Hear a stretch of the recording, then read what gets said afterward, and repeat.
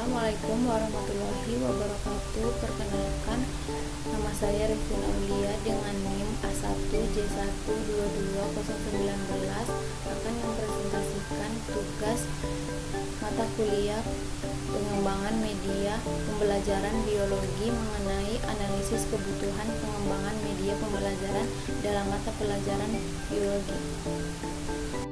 Analisis kebutuhan pada presentasi kali ini terdiri dari beberapa aspek. Yang pertama yaitu deskripsi topik pembelajaran, mengidentifikasi tujuan pembelajaran, analisis peserta didik, analisis konteks pembelajaran, identifikasi kesenjangan pembelajaran. Yang pertama yaitu deskripsi materi pembelajaran.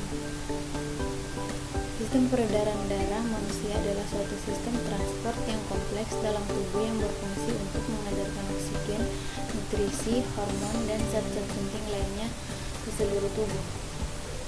Sistem peredaran darah terdiri dari jantung sebagai pompa, pembuluh darah sebagai saluran, dan darah sebagai medium transport. Selanjutnya adalah mengidentifikasi tujuan pembelajaran. Tujuan pembelajaran berfungsi sebagai panduan bagi guru dalam merancang kegiatan pembelajaran yang sesuai serta memberikan motivasi bagi siswa untuk mencapai hasil belajar yang optimal.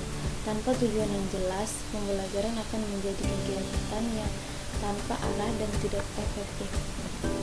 Berdasarkan deskripsi materi dari analisis yang telah dilakukan, maka tujuan pembelajaran yang harus dicapai adalah siswa dapat membedakan masing-masing komponen sistem peredaran darah seperti jantung, arteri, vena, kapiler, dan darah dengan tepat.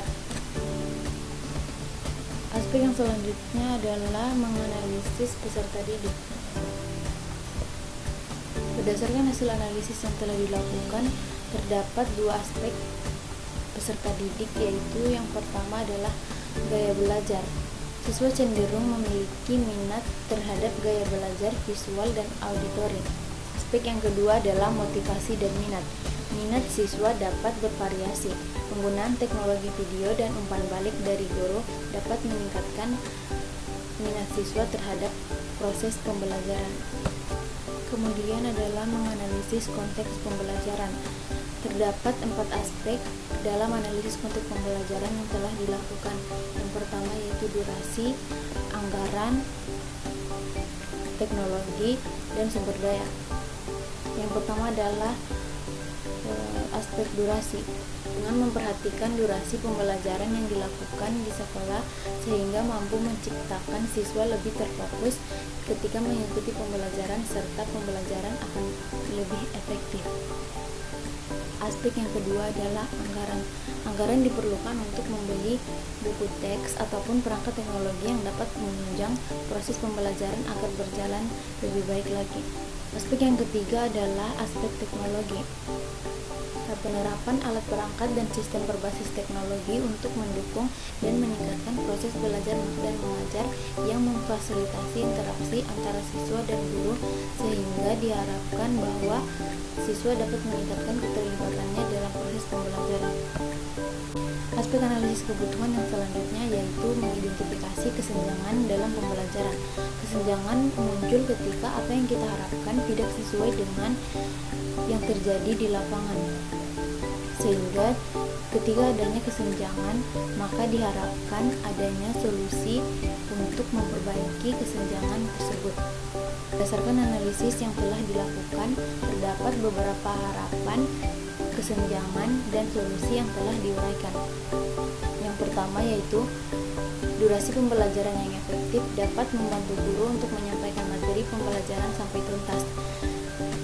Kesenjangannya yaitu durasi pembelajaran lebih banyak digunakan untuk pembelajaran konvensional sehingga apa yang seharusnya disampaikan harus terhenti ketika kehabisan waktu. Nah, solusi yang dapat disajikan adalah pembelajaran dapat dilakukan dengan menggunakan akses video yang memungkinkan siswa dapat mengakses materi pembelajaran di luar kelas sebelum pembelajaran dimulai. Yang selanjutnya adalah penggunaan berbagai sumber belajar agar siswa dapat memilih sumber belajar yang sesuai dengan minatnya. Namun kesenjangannya kesenjangan yang ditemukan adalah buku teks yang digunakan siswa sebagai satu-satunya sumber belajar dapat membuat siswa kurang memahami pembelajaran dan proses pembelajaran cenderung membosankan. Kemudian solusi yang dapat diberikan adalah memberikan media pembelajaran digital seperti video interaktif, internet, dan PowerPoint sangat dibutuhkan untuk meningkatkan minat siswa terhadap pembelajaran.